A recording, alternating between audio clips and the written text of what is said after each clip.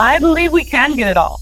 I really believe we can. If we get a good team that really cares, and if we can get the Burning Man greater community to be more aware about, like, what am I bringing out that might end up as MOOP, and maybe restrict on that preventative thinking when you're packing. I believe we can get it all. We can even work towards eventually putting me out of a job because we're doing such a great job. We're not leaving anything on the highway. I believe that's possible, and I believe it's a really beautiful goal to work towards. And really, there is no fail in taking care of the land. This is our home. This is what connects us all, and it's our responsibility and our great honor and joy to take care of it in this way. Meet the people who make Burning Man happen. Around the world. Dreamers and doers. The artists, freaks and fools.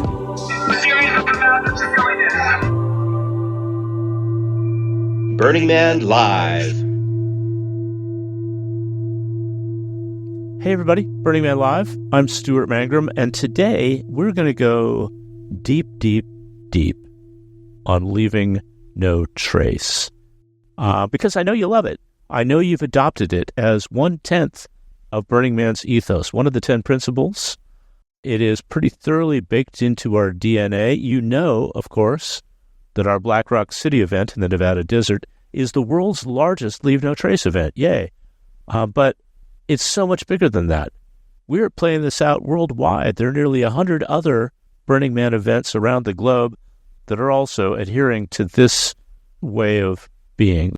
It's an attitude, it's a mindset, and at its best, it's like being a super spy or a ninja. I mean, you get in, you get out, and you disappear like no one was ever there. And it's actually more than that. In our ongoing quest to leave less and less of a trace, to get to that elusive 0 point of LNT, the wording of the principle actually calls us further. It invites us to leave spaces in better shape than we found them. So, are we doing a lot of leaving no tracing? Yes, we are. The fact that a city of 75,000 humans can pick up so well after itself is really just this side of miraculous. Can we do more? Always. And those of us who take the challenge seriously, who look at this as not just a checklist item, but as a lifetime practice, as a process, as a stretch goal, are always looking at ways to get closer to that 0 point. And the next level up from that is to work on tools and techniques to do it collectively and not just as individuals. Because, come on, let's face it, people are fallible. Everyone operates at different points on the LNT learning curve. This is not a skill set that most people learn in the default world. It is a set of behaviors that have to be cultivated. In this episode, we're going to look at some of the things that actually do get left behind, for better or worse, so as to better understand our cumulative impact and make better choices about how we leave no trace. Because it's not one choice. It's a cascade of choices. We're going to introduce you to some of the unsung heroes, our last lines of defense against the chaos of trace leaving, with the hope that by better understanding the system as a whole, you'll be better positioned to be a good citizen and to teach good citizenship. Plus, there may be a few poop jokes. Think of this as an episode of Dirty Jobs, because 75,000 humans put out a lot of tons of solid waste in a week or two, and it's got to go somewhere. The ancients knew this. That's why they invented plumbing as a cornerstone of urban life. Matt Morgan, a.k.a. Hazmat, has been with the Black Rock City Department of Public Works since 2001. He is the Associate Director of Business Operations, which means complete mastery of all the logistical things, including those blue plastic phone booth-looking contraptions that are the basis of Playa civilization, the thin blue line between us humans and the wallowing beasts.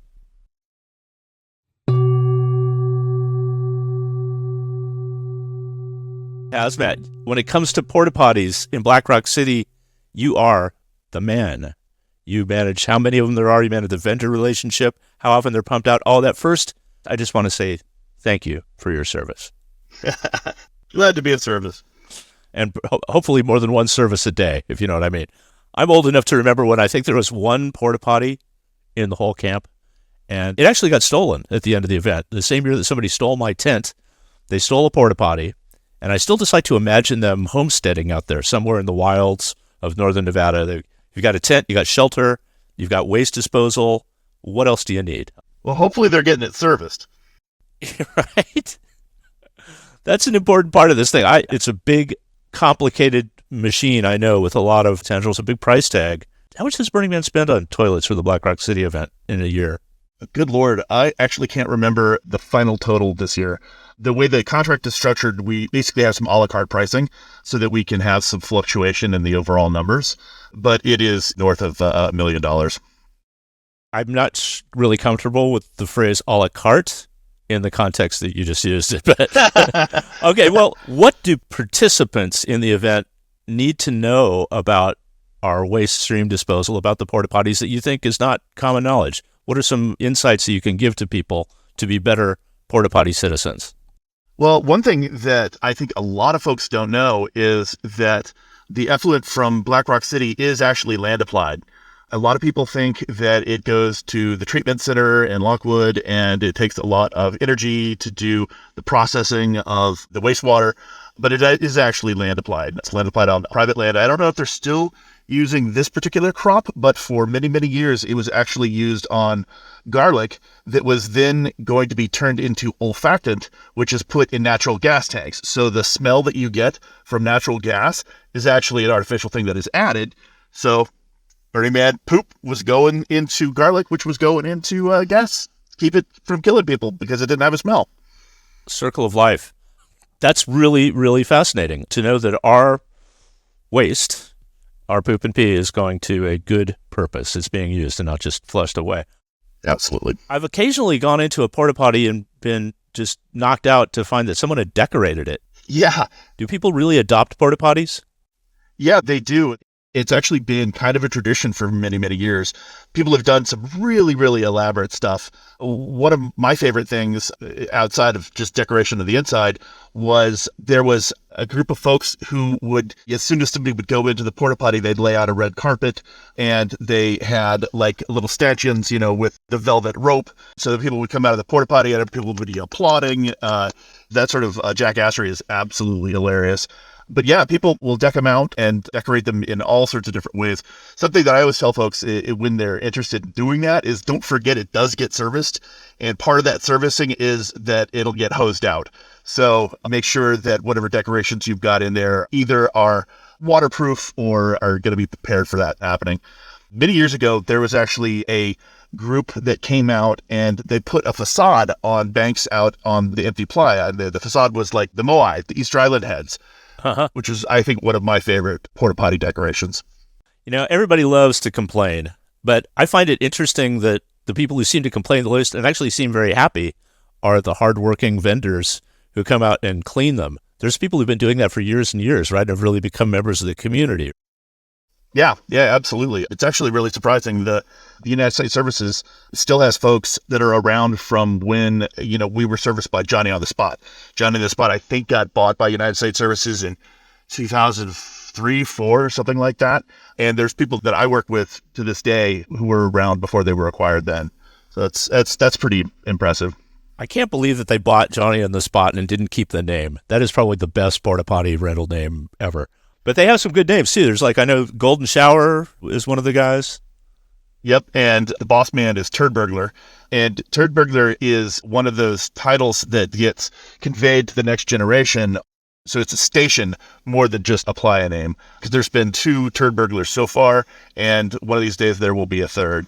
Well, I guess if you can't keep your sense of humor about it, what's the point, right? Yeah, that is absolutely the truth. In this last year, with the unexpected rainstorms and all that, did that create any additional challenges, or did we learn any new lessons from that? Yeah, absolutely. We definitely learned some lessons, mostly fairly unpleasant ones. One of the things that was happening is that people understandably were pissing in whatever they could find in terms of like a jug they've got in their tent or whatever. But unfortunately, people are not very good about packing that stuff out. and they think it's okay to just go take these bottles and just put them in the porta potty as like some sort of little gift. That's actually really not that cool. If you're going to save your urine for whatever reason, take and dump it in the porta potty and then take that damn bottle away with you. There was also an uptick in people that were shitting in garbage bags and then dropping them along the highway and or at the dumpsters in Nixon. And folks in Nixon were really, really not thrilled with that. I gotta say, at the very least, we didn't find too many of these bags on Playa itself, so at least people got them off site. But still, that's something that is not pleasant for anybody to deal with. Yeah, I mean, they're there. People use them. I was talking with Skirpus the other day, who used to run our environmental compliance unit, which is a nice way of saying the poop patrol. It's more than that. It's more than that. I know, Yeah. but she said there were over 80 incidents where they had to go out and remove human waste from the Playa. What's wrong with people? Are they just newcomers to the drugs that they're on and just can't wait? Or, I don't know. I'm trying to make up an excuse for these people, but that just seems ridiculously uncivilized. Yeah, I think that's probably a big part of it. I prefer to think that that's the problem rather than just straight laziness. We've all been there, when you're clinching and running and trying to figure out how far you can go. But I do think that people need to learn to time their roles a little bit better. One of the reasons why we have the DMZ, which we call it's the dance music zone, and it's out probably about 10 o'clock or about 11:45 straight out. And there's 3 banks of the ecozoic units that we have out there. And the reason we had to put those out there was because art cars, specifically robot art, were causing these huge draws, and they would stay in one place for a very long period of time. People love them. They're awesome. But if they're anywhere other than where there are facilities, then what happens is people end up shitting and pissing on the Playa. And it got so bad that we not only had to put these units out there, but then we had to actually set up time limits for how long larger art cars, specifically with sound, can sit in one place before they have to actually go over there next to those porta potties. Wow. The whole history of this thing has been pretty reactive in the sense that we do what we think makes sense, and then we have to correct that and do what actually needs to be done in terms of where we site the things, how many we put. It's always some issue that we're having to deal with. And it's kind of led to the overall number of units that we've got, which is north of 1,700. It's led to differences in how we place the things. And it also has informed how many we have to have together in any given place. Because if the bank is too small, it'll get overloaded. If the bank gets too big, it's a bad use of resources, So it's been an interesting thing to kind of learn about all this stuff. 1,700 porta potties. So if you can't find one, you're lame. Bottles of pee. Why can't people just dump it in the potty? This completely eludes me. But apparently some people get halfway home with their piss pots and urine urns, and then they decide to leave these things on the side of the road, which is just completely incomprehensible to me. Talk about people being at different points on the learning curve. Apparently some people think that once they hit the pavement, the principle of leaving no trace no longer applies to them. They're not in Black Rock City. Hey, different rules apply, right? Have you seen the photos of the highway after Exodus, after the bulk of the people leave on Monday? Not a good look for us, people, and especially hard for our year-round relations with our year-round neighbors. The Playa Restoration Team, thankfully, has a highway cleanup unit, and Barbarella is their manager. I think we should learn a little bit more about their work, which hopefully we can make completely unnecessary one fine day in the future. So, Barbarella, you are the highway cleanup manager of the Playa Restoration crew in our Department of Public Works in Black Rock City. I think a lot of people are not really aware that this team even exists. A lot of people leave before you start working, and unfortunately, the internet is now full of people trolling with pictures of garbage on the highway, and that's the image a lot of people have of Black Rock City after the fact. Can you tell us a little bit about the operation, the scale of it, the number of volunteers you've got, the miles you cover, all of that? Yeah, so highway cleanup is like an arm that extends from Playa Restoration into the rest of the default world. We cover up to about 600 miles of highway. We go all the way to Wadsworth and Fernley and Nixon, Sutcliffe. We go into California, Cedarville. We'll even go as far as the sulfur mine back on Jungle Road because people do come in that way off the I-80 on the back route there. We do 3 phases. Phase 1 is recon, and we usually wait till Exodus is down before it's safe to get crew out there on the highways and do recon, which is why nobody really sees us. It's too dangerous for me to have my crew out on the highway during the main portion of Exodus. So I'm waiting for the green light from gate to say, okay, we're at about 20%, and then I head out. Phase 2 is when we're probably rolling the thickest. That's like the big muscle time. There's the most amount of priority debris and abandoned vehicles and things like that. We've got 3 trucks rolling. I've got 2 assistant managers and up to 4 volunteers per vehicle. So it'll be about 15 total.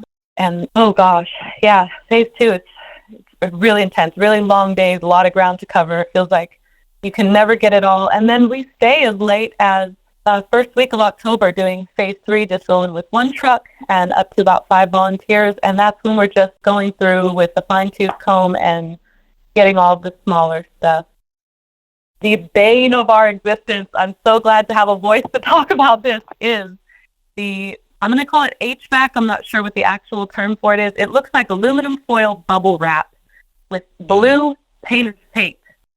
Everybody puts this on their RV windows and stuff. It's a really good idea when you're on Playa, keep the sunlight out, to keep the space cooler on the inside. But if I could just ask a huge favor of the entire Burning Man community, when you're about to hit the highway and you're leaving the city, if you could just pull that bubble wrap and all that blue painter's tape off your windows.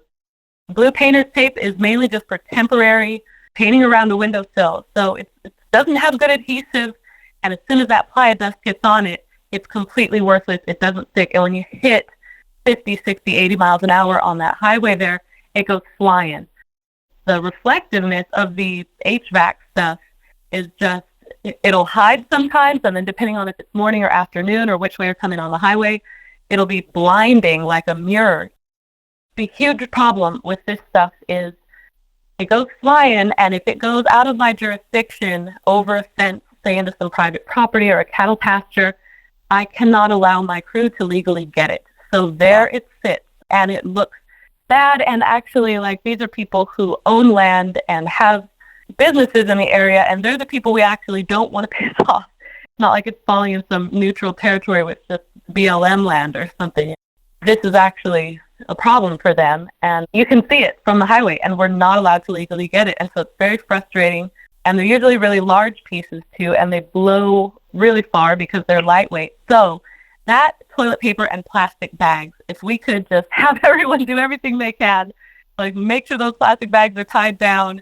And I don't know what's up with the toilet paper. It seems like it's just everywhere, and you can't really pick it up because we have a very thorny environment, and it just wants to stick to everything. When you grab it, it just shreds. All of those white shreds are there, and that bright white color of the plastic bags or the toilet paper, they're just a really big eyesore. They stand out really bad, and it's really hard, especially for the crew in phase 3, who I mainly am able to coach off the resto lines. They're such good moopers.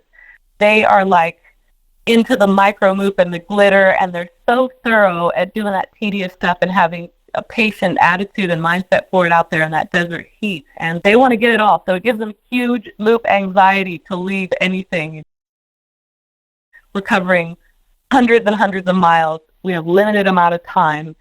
So the less we have out there to worry about, the quicker our job can be. And I just want to help them out too with that loop anxiety. They have such a hard time leaving stuff. I'd really like to get it all.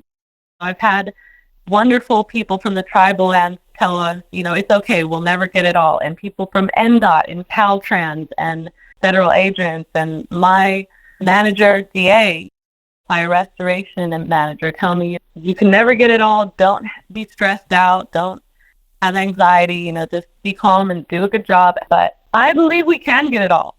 I really believe we can. If we keep pushing the way we are every year and we get a good team that really cares, and if we can get the Burning Man greater community to be more aware about like tying their stuff down good and what am I bringing out that might end up as MOOP, and maybe restrict on that preventative thinking when you're packing, I believe we can get it all.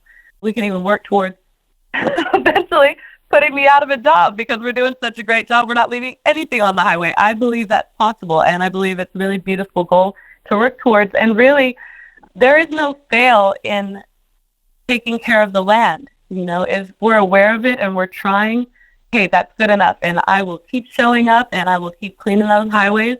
And, you know, it's not about getting the recognition. I don't mind being the clockwork gears behind the clockwork gears. And that's kind of what DPW is for Burning Man. Not a lot of people even know like who these people are that build the city, but to even be behind the scenes of that, fixing the fleet vehicles of the DPW that builds the city, or being highway cleanup where you're the arm of Playa restoration that doesn't even show up until after everyone's gone. It's not about the recognition, it's about taking care of the land. We're definitely doing it to make sure we can get that federal contract to have Burning Man again the next year, which is a lot of pressure. But also for me, it's the motherland. This is our home. This is what connects us all. And it's our responsibility and our great honor and joy to take care of it in this way.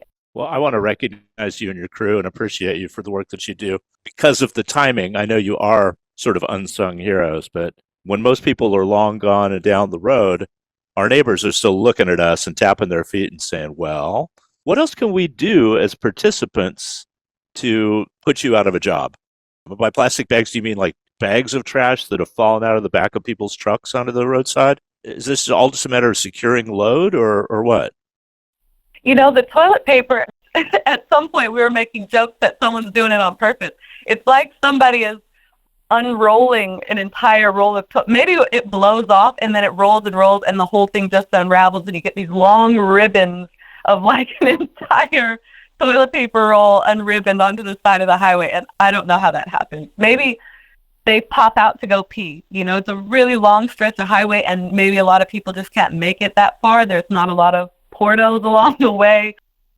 I think maybe it'd pop out to pee and maybe it rolls away or something. I don't know, but toilet paper is just something that ends up a lot on the side of the highway. And then the plastic bags I'm talking about are just little plastic grocery bags that maybe you get at a gas station or the dollar store or something like that. And I don't know how those end up on the highway either, except for that they're just lightweight, right? Maybe it's the desert highway, it's hot, you got your windows rolled down, and something like that might just catch and blow out really quickly.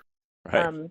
One thing that you guys could do to help put highway out of a job is, like I was saying, think preventatively when you're packing what you're bringing out. Just try and go as minimalist as possible and think about what kind of stuff can turn into MOOP. But also, it's about pack it in, pack it out, right? So if you can just plan on bringing everything that you're bringing in, we're taking all this trash back home. Pre-sort it at your camp. And I'm sure there are people, lovely people at TSA that would love to have you show up and just give you a little tour maybe of how to sort your trash properly, what's burnable, what plastics can all be even compacted so they take up less space. But if you sort all your trash at your camp before you go and you plan on taking it all the way home, you may not have to. You may find a dump location in Reno or Sacramento or wherever where you can pay to unload it properly and legally, and that's awesome. But if you just plan on bringing it all the way home, a lot of people are not going to want to do that. So they're going to make sure they have the least amount as possible, right? So they're going to be thinking preventatively, oh gosh, if I have to bring this all the way home, maybe I can do without.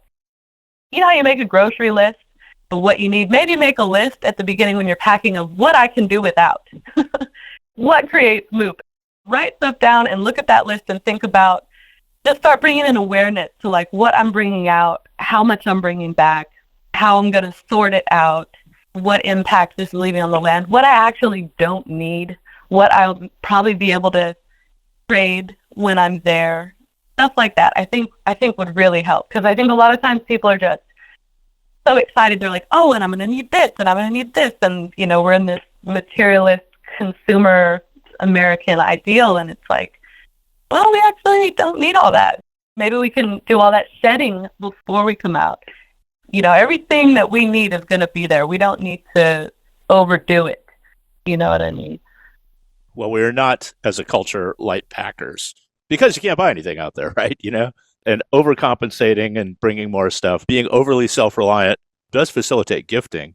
But what about the people who don't drive all the way home or just go into the airport or whatever? I know a lot of them are tempted to use some of these highway roadside dumpsters, $5. Are any of those legit, or should they just take them to a real dump in Reno or an adjoining city? That's a good question. I'm really glad you asked that because that's the first thing I have to deal with when I hit the highway is tracking where all of those trash collection vendors are and communicating with them. And so some are legal. And I'd say if you are a participant leaving and you've seen some on tribal lands with 7 or 8 or 10 dumpsters and kind of, an RV, and it looks like a pretty permanent situation, those dumpsters are being hauled on and off by semis, and they're dealing with their cities and their counties. It may cost a little more. It might be a $10 a bag one, but I'd recommend going to those. If you just see a truck with no plates on the side of the highway saying, oh yeah, $5, please, dear God, do not give that person your trash because it happens from time to time, and I'm not going to get too far into it, but we do have people like that take those truckloads and then dump them somewhere either on tribal land or federal BLM land, and I have to go and remediate it later, and it's just really sad. It's just really sad that there are crooks out there just trying to make some fast cash and then just dumping it on the land. Just kind of look around before you leave your trash or sell your trash to a vendor and look for the ones that are a lot of dumpsters, 7, 8, 10 dumpsters. There's at least 2 or 3 that are like that on the tribal land. And know that, even if you are paying double, that money is going to families on the tribal lands, and, they could use the extra money. And Yeah. I would prefer it to go to them, and they are doing it the legal way. So, yeah, please just don't give it to a random truck who's going to then go and just dump it somewhere, because that's heartbreaking. So what's the weirdest thing you guys have ever found out there? The weirdest thing, oh gosh, I can tell you the grossest thing we ever found was, it wasn't 100, but it was a lot of pee bottles. Somebody, took all their pee bottles from camp, and they just didn't want to take them home. And so they just put them, wherever they stopped to go pee on a turnout or something. We're just like, dear God, do we really have to do this? They have to sit here and open and dump all of these smelly piss things out and go take all the bottles and recycle them. Yeah, that's just horrific. Ouch. So what about the other side of the coin? Do you ever find anything good? I mean, any ground score out there? There has been a few times where we have found a suitcase kind of in a gulch, and people are like scrambling and climbing and pushing and shoving each other, trying to get to that suitcase and open it, hoping it's like a suitcase full of money or something. Usually it's just trash or it's empty or something, but those are always fun. Finding a suitcase, because who knows what's in it. Anything else you want to tell us about how to be good citizens on the highway going home? Yeah, look out for people. When people leave Burning Man, some people are not ready to leave Burning Man. Yeah. I see people sometimes, they're out, they need to get out, they go, and then they end up at the first turnout. You'd think they're getting out to have a little picnic or something, but it looks like they're unpacking and repacking and who knows what. They got a lot going on there. They're sorting through stuff and repacking, looking for something. I don't know, but it seems like they're just, when they're leaving, they need to get out of there, but they're not quite ready to leave, and they're still kind of packing, and they're still, so maybe just help each other out. You see somebody that looks like, oh gosh, they ran out of gas, or these people need help strapping down their load better, or you see a long line starting to develop at a turnout where there's just a truck taking $5 for a bag of trash. You could talk to your fellow burners and see if you can help them, see if you can tell them to maybe go a bit further down to a larger trash collection site. If you stop and you see someone, give them a gallon of water if you can. I mean, it's the desert. Water and gas are the 2 most important things. But, yeah, just make sure to help each other out. Everyone's going through something or other when they're leaving Burning Man. It's a process. Just that feeling of knowing that, we're out of Burning Man, but our community at large is still here, out here in the world, and we are here for each other still. It's really a big deal to me. So yeah, if you see a fellow on the side of the road, just pull over and see how they're doing.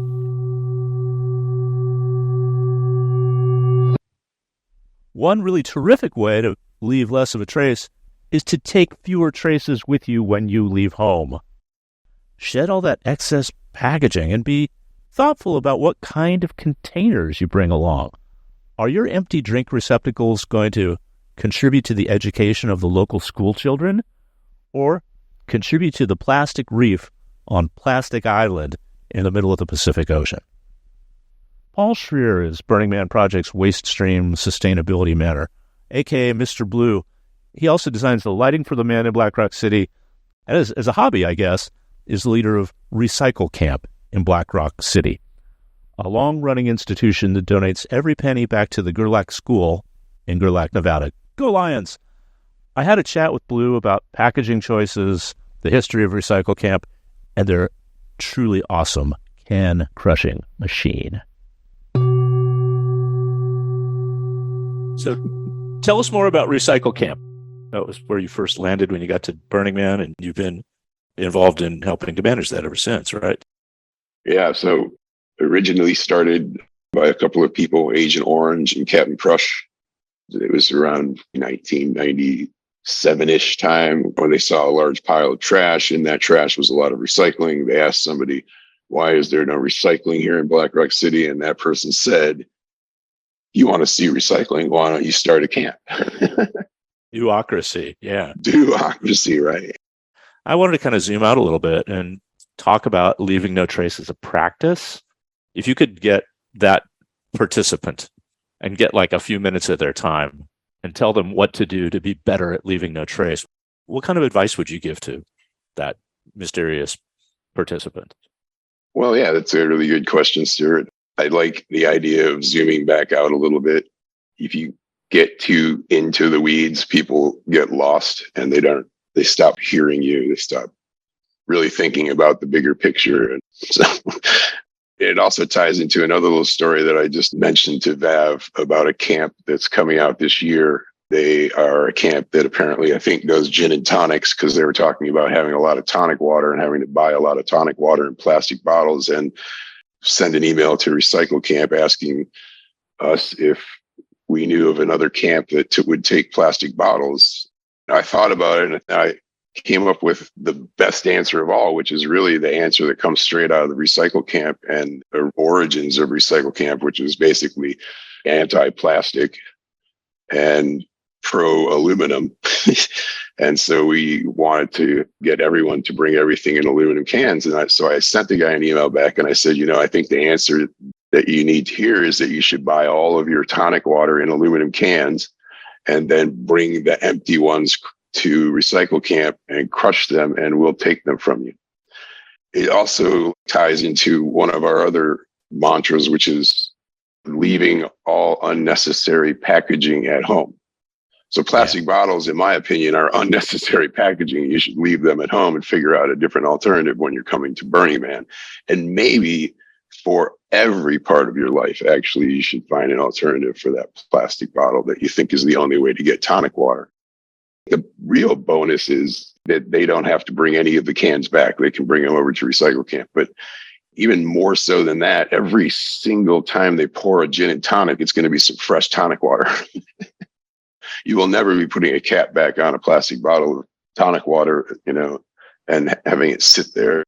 It might cost a few cents more per ounce, maybe, but that's really a win-win for everybody. Better gin and tonics, and you don't have to bring any of that waste back that you brought out with you. So I hope they heed my advice, and I hope that's the right word, heed. Usually you hear it as heed my warning, but anyway, my advice. I think heeding is good. I think they should be hedonists and heed your warning. You're preaching to the choir here, man. I mean, I've been running bars out there since for freaking ever, and plastic is evil. You know what else? Glass is evil. And it used to be people would always bring their beer in glass bottles. And thank goodness nowadays, most modern breweries have canning lines. Yeah. So they can, you can bring your beer out in aluminum. But man, getting rid of all that stuff ahead of time. The other thing that we did, and this was actually, I credit this breakthrough to my friend, the Newt King, who's one of the longest serving bartenders on Playa. He got tired of mixing individual margaritas and that mountain of lime shells. And of course, that lime juice on your cracked and blistered fingers doesn't feel very good. So he started mixing cocktails in 5-gallon Cornelius kegs, the cylindrical stainless steel kegs that are Right. used for shipping soda concentrate, right? And every Right. home brewer has a few. So we took that to an extreme, and for many years had bars where everything we had was out of a gun. Really, really made life easier. And even more fun, once you emptied one of those kegs, inevitably in every bar's life cycle, first you run out of mixers, then you run out of booze, and then people start showing up with booze, and then people start showing up with mixers as they leave, right? So we would mix in the kegs whatever showed up. And we came up with all kinds of names for that, sucker punch or jungle juice or whatever. And, free drinks, people don't care. That's pre-cycling is what you call that, right? Recycling is in a way, is probably the best way to think about it. And I think people should do that all the time when they're going camping anywhere. There's no reason to take things with you that you end up having to bring back unnecessarily. It comes down to just looking at everything that you're doing and seeing, are you wasting anything? Because leaving no trace, in my head goes way beyond the physical things that one might, drop on the ground or trash that goes to the landfill or anything like that. It's, it can be very non-physical in the sense of how you present yourself and conduct yourself in a community, So, it really starts with just rethinking how you're living your life. Now, I know I said earlier that these are unsung heroes, but let's face it, if anybody in the LNT game is getting sung about, having songs sung about them, perhaps even with a bard following them around, strumming on a lute like that guy who follows Sir Robin, it's definitely going to be the DA of the Black Rock, the Dark Angel, Dominic Tinio. He leads the Playa restoration team, and he is on a mission, my friends, to get our collective traces down to nada, zip, nil, zero. He is the man behind the MOOP map that tracks matter out of place to help determine if your camp is naughty or nice, and he always has a few solid suggestions to help get you and your crew off the lump of coal side of the ledger and onto the candy cane side. I talked to DA about lessons learned from last year's nail-biter of a government inspection, the latest trends in intractable MOOP, and a new procedure he's recommending for all the camps. DA, you are the manager of our Playa restoration team, so you are the one who ends up holding up the fort at the end of the event a lot of times. I know that you've said many times their job isn't possible without the hard work of all of the participants. What do you want people to know more about as they go into this year's event season? The big thing is that if people do their MOOP sweeps. MOOP sweeps is essential. That is when camps and art projects line up arms width apart and walk from one side to the other. A lot of times people are like, hey, that wasn't me. That must have been the neighbor's stuff blew in. Or I'm not responsible for the street out in front of my frontage, am I? I'm getting hosed for this. Yeah, MOOP blowing in, usually when MOOP's blowing around, it blows all the way to the trash fence. It doesn't just stop at your camp and make your camp entirely red. There is MOOP even in a clean camp, but it just doesn't necessarily stop our progress. Okay. Yeah. And then so what we're recording on the streets is also just data. This is just the way we found it. We're asking camps to move out into their streets and meet your neighbors halfway into the streets. But the MOOP sweeps are important, especially after something like last year. When you arrive in camp, your area, you got the beautiful stretch of Black Rock Desert, you're surveying your area. Do a MOOP sweep. First thing you do is do a MOOP sweep, and you'll find any MOOP that we missed as well. And what the nature of MOOP after a season is that anything that might have been hidden underneath the surface. Once the rains come from the winter time, the rains push the playa dust down, and MOOP that is just below the surface will start to slowly rise up to the surface. So it'll be much more visible at this time of the year than it was during resto. And so that's really important for people to do MOOP sweeps. And then also, just get that MOOP off the ground, and then the territory you're responsible for. And then for camps and art projects to MOOP sweep it all through the event, it makes it so much easier on the crew that strikes at the end. So that way, that rock star crew at the end that is tearing down and cleaning up, that MOOP will already have been off the playa. Right. Never hit it.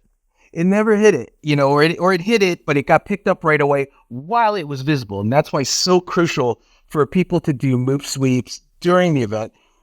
Let's talk about the inspection this past year, because I know we just barely squeaked by. And I know the weather was definitely a factor in that. But what did we learn from that? What lessons do you think our participants should take away from that experience of just kind of passing by the skin of our teeth after a difficult weather year? It was a hard-fought battle. We won that game, that we brought it to the skin of our teeth. But also the community, I still want to start with the community, does an excellent job, which is why I always knew we were in the game. And so you can really tell by looking at the MOOP map. You can see big areas were super clean, and you can see areas that struggled, and they could be right next to each other. And they can happen for a million different reasons. And none of those reasons means that people are bad people. All right. Generally speaking, Black Rock citizens, we're good people. And so we want to do the things. We sometimes just get challenged. We're challenged in leaving no trace. There was a lot of people who were challenged and felt like they perhaps needed to get out of there for all the reasons. We don't know exactly what that number is and what that percentage is, but it had an impact. Everything happened. But we learned from it, right? So we had an uptick in things that we don't usually have an uptick in. We had an uptick in things like plastic, which was things that people were strapping around their boots and whatever so they can walk around, and cardboard. People were laying cardboard down to make some kind of floor tiling, makeshift floor tiling or whatnot. And then people were finding that when the playa dried, it kind of ripped and it tore and it kind of shredded. Delaminates. Yeah. Right. It's something leaves an ink transfer onto the playa, So people were starting to learn that. And also, people were shoving anything they could under their tire wheels to get out of there. And then also, once they got traction and they hightailed it out of there, they were like, oh, I'm sorry, I left that T-shirt or those boots or whatever. It was anything you could see that were just under these wheel wells, which made things complicated. There were areas where it was super easy, and there were areas where there were complications, namely the roads where they left things like tire ruts. And so we saw things that were surprises. And then we had to alter our normal game plan.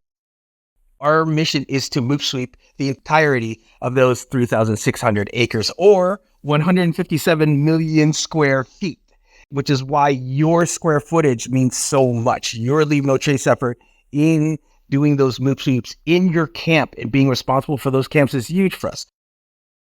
But we also had to factor in how we flatten the playa, especially with those ruts were dug in, that mud that dried up. We needed to flatten that because we love our playa flat. That's the way our playa is supposed to be, leaving no trace, making it look like it never happened. However, we needed to MOOP those ruts first, and then we needed to flatten them. And then you had to MOOP them again after the heavy machinery had gone through, right? Because it turned stuff up. And then we had to MOOP again. Yeah. Correct. So that is the complicated effort.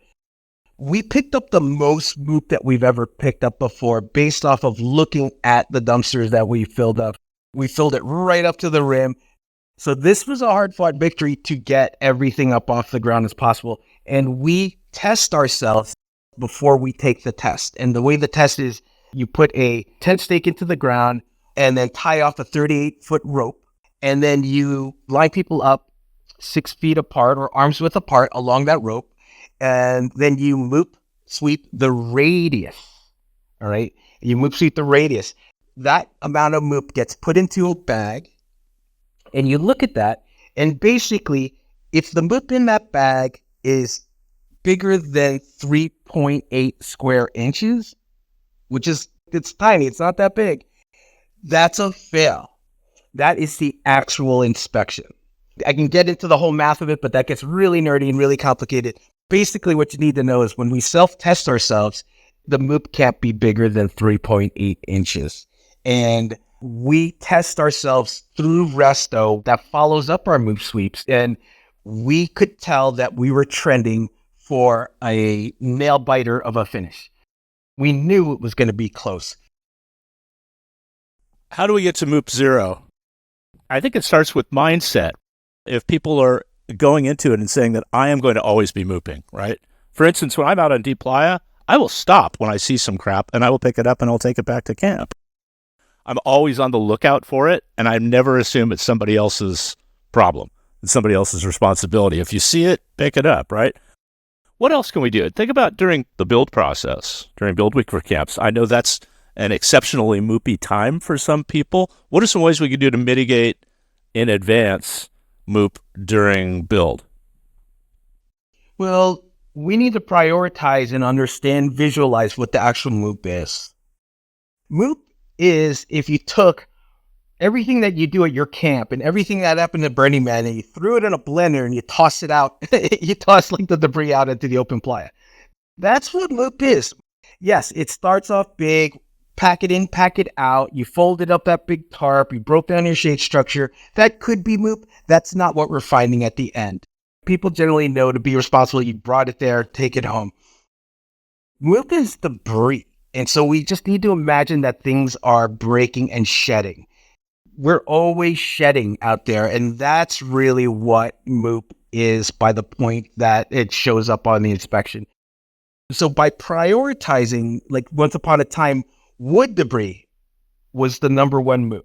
And this was because wood is what is the most common material used out there. Back in the day, it's like, you dragged all the lumber out there, we built it on site, we cut it on site, and the sawdust is flying around, and the sawdust is now churned into the dust and the surface, and then you've got a bunch of MOOP there. It's organic just doesn't fly. That wood does not belong there, okay? So that needs to be swept up.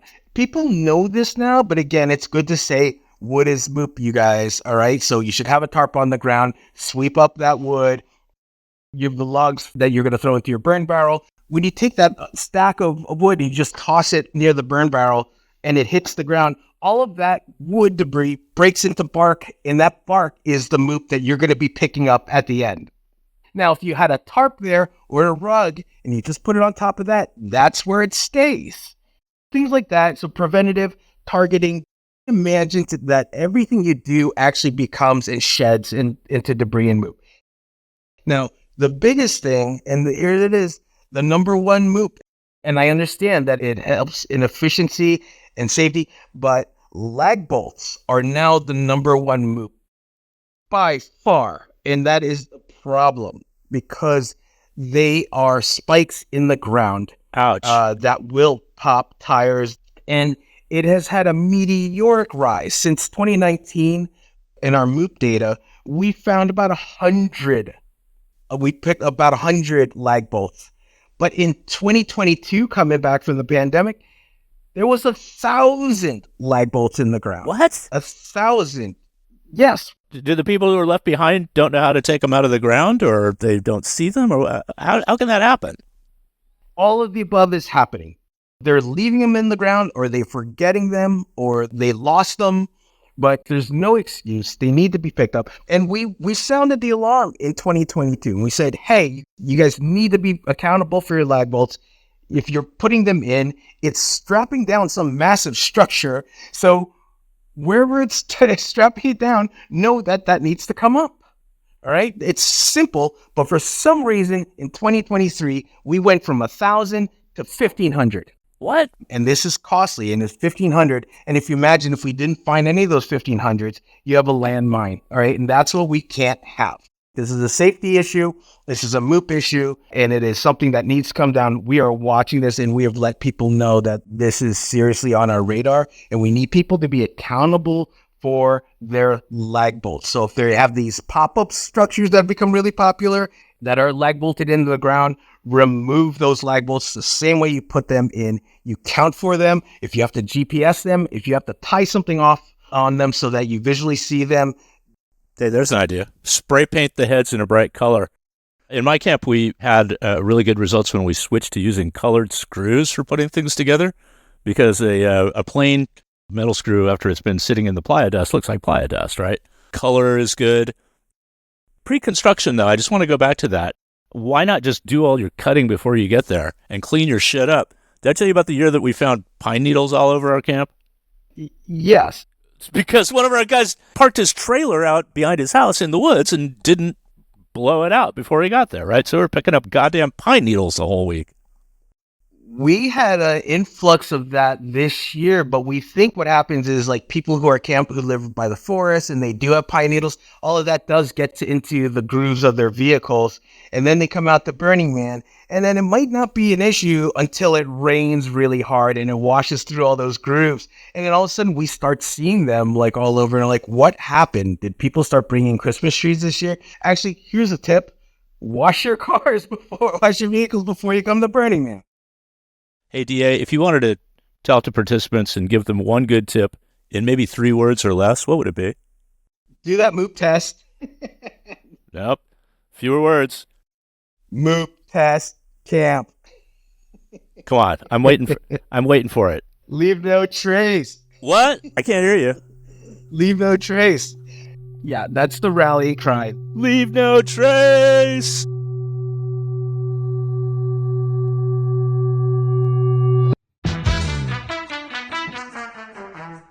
Okay, kittens, what did we learn today? Well, from Uncle Hazmat, we learned that there is such a thing as industrial garlic. And we're actually growing it with our bodily excreta. From Mr. Blue, we heard that crushing cans is fun. Good, clean fun, and fun for kids. From Barbarella, we learned to take the insulation off our windows before we roll out, to not TP the sagebrush, and please and thank you not to leave pee jugs on the side of the road. And from DA, we learned to MOOP sweep, to pre-test, and how to shout "Leave no trace" in a really, really inspirational way.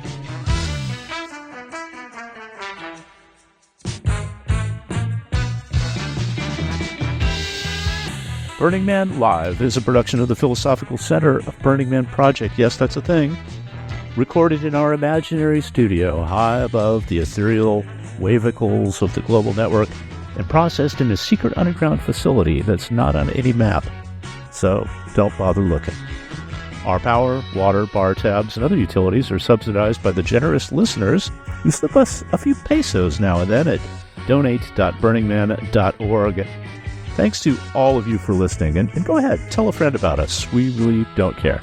We're on the internet as live.burningman.org, reachable by good old-fashioned emails at live@burningman.org, and of course you can follow us on all the socials as @BurningManLive.